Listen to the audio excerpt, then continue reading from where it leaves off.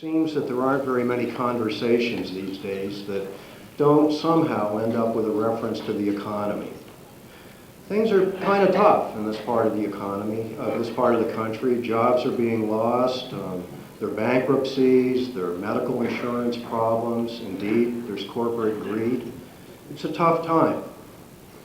However, historians would say that the good news in these kind of times is that if things are as they usually are, in several years we'll feel the effects of an entrepreneurial explosion. These are the times when lots of small businesses are formed. And they're formed by the real doers in our society. And surely our next inductee was one of them. In the 1930s, John Hoenig was running a small dairy farm and sawmill business in Thompson, Connecticut. It was soon after the Depression, and that was a really hard time. Then, on the first day of autumn in 1938, disaster really struck with that infamous hurricane of '38. Everything was a mess. Everything was broken. Everything save John Hoenig. Taking the bold course of really snatching opportunity out of calamity, Hoenig wanted to do something new, something that he'd heard about and researched a little bit. He set out to build a racetrack, a big one, on that sleepy Connecticut site.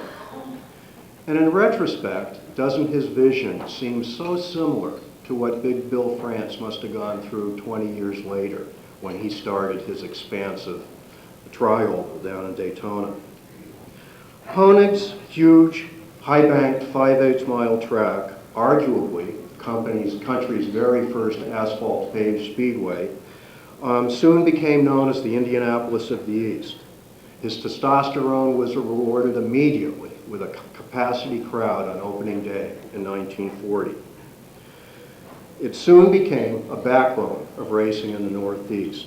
Ted Horn, Rex Mays, Bill Holland danced on the surface, as did NASCAR stars, the Pettys, Allisons, and Bakers. And over time, Thompson would become an incubator of its own, growing Winston Cup talent like Steve Park, Pete Hamilton, and Ron Bouchard. If anyone ever needed to question the legacy of John Hoenig's clear vision and hard work, consider the World Series at Thompson last fall. Over 60 years since that first opening day, 519 cars jammed the pits with an overflow of 11,000 fans watching. It is in fact inconceivable that any serious race follower in New England could have not spent some Sundays at the tee.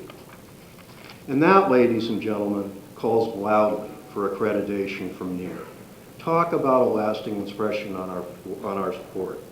So it is with great pleasure that I invite Don Hoenig, Thompson promoter since the 60s, to the podium to accept induction on behalf of his dad, John Hoenig. Don? This is such an overwhelming crowd. I'm just astonished. It's unbelievable to me. I remember back many years ago, Lou Boyd, Dick Berggren, Bill Welch, and a group of gentlemen came to me and said, we have a proposal for it. I said, what is this? He said, well, we'd like to do a race at your speedway. Well, I said, tell me a little something about it. So Dick is kind of the spokesman of Lou, and well, we can't tell you much about it. This is really something. This is going to be a real race event. Well, I said, tell me what it is. They wouldn't tell me. I said, sorry, gentlemen, no tell, no race. About 3 weeks later, reading the paper, Spring Sizzler, Stappen Motor Speedway. So I remember those days, Dick and Lou. So now I remember, so now I get a call from Lou. So I refused that. So now I get a call from Lou. Said, I have a little proposal for it. I said, what is this? He said, we'd like to do something at Thompson. I said, what is that? And I'm thinking in my mind, I said, this time around, I'm not refusing Lou. So he said it was the Buck Stevens book, and he wanted to bring Bugsy to the World Series and do a presentation and for his book and the whole bit. So that was really a great day, and we really appreciate having Bugsy and Lou, and the whole weekend was really great. anytime you have Muncie around, you know it's going to be a great weekend. But anyway, getting back to today, I brought along a couple other generations. I'm just going to bring them up here. I'll just introduce them for a moment. This is my son Donald and my grandson Donald. So we got 3 generations here. This is my son Donald, better known as DR to everyone. He's involved in every phase of our business. He doesn't get into the promotional end of it all that much, but he makes the whole facility work. Behind the scenes, from electrician to you name it, he does everything. And this is what's kept our facility going. I got my grandson Donald, he's known as DJ, Donald John, the same as mine, the second. I have another grandson also, he's involved, he does all the novelties and so forth. Unfortunately, he's in Yukon along with Don. They had a project today, so he could not be here. But it's great to have a family. I have 3 daughters. The daughters have all been involved at one time or another, involved in racing. They all support me, support the facility. We have a great family. And I get back to here today. I just cannot believe, looking back, those many years, I sat in the grandstand for the very first race at Thompson, in the old wooden grandstand, in the top row seat, and I was 11 years old, was viewed the very first race. So that always sticks in my mind. It was a big car, 3A sanctioned event. So I've been there so many years since, and so many things have happened, and seen the good times, the bad times, and so forth.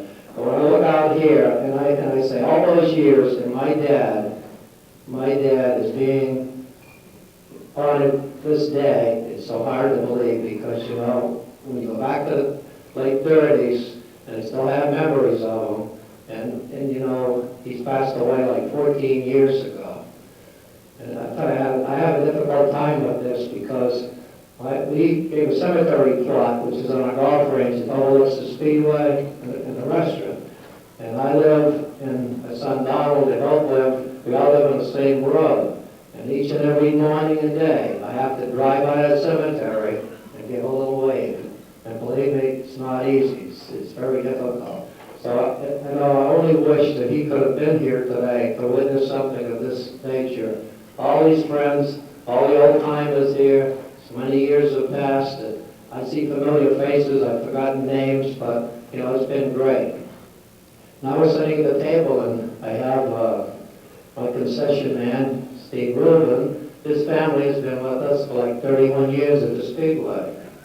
But, you know, everybody complains, oh, Steve, your prices are too high. But anyway, the food is great. We're sitting here thinking, we're talking a little bit, and, you know, I feel we haven't done much for NERA over the years. You know, you come to our Speedway, I'm busy running around, I don't pay attention. We're pressing to do a race program. We don't give you fair time. So we were talking, and you know, I want to make a little proposal to NERA, and I want to welcome your organization on some given day to Thompson, and we'll do, you know, a real open house, you know, an open house, a big cookout, a real party, no race event or anything. Bring all your friends, bring all your race cars, have a full day of having a real good time. I think my dad would really like to have done that for you.